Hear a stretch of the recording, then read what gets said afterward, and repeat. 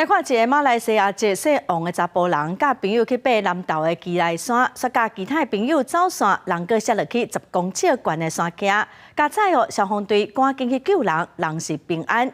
有专家就呼吁讲，爬山就要有专业人士带头，嘛要有领队南尾，互相看头看尾，才袂发生意外。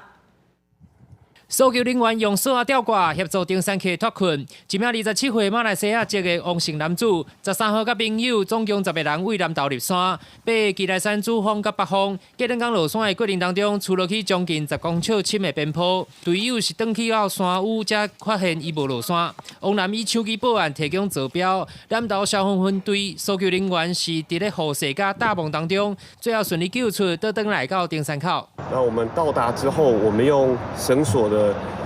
装备先下放一个搜救者下去之后，评估他是还可以行走的状况之下，给他穿上我们的搜救的吊带，由上方去做一个拖拉往上，救出的一个动作。今年7月，花莲也有8个人的登山队爬基来东人的时阵，一名队友伫咧山区失联，花莲消防局搜索3天才找到。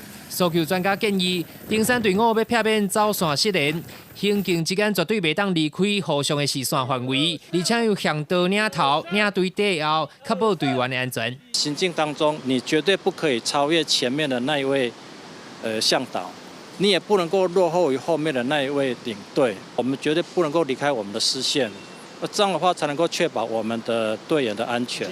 张鹤荣强调，登山民众会使早会当反光的行，时无碎电，甲隔音屏的笔啊顶求工具，领队向导会使配卫星的电话，无线电以防不时之需。另外，消防分队是呼吁登山客应该评估家己的体能，做好准备，才过来爬山。记者南投报道。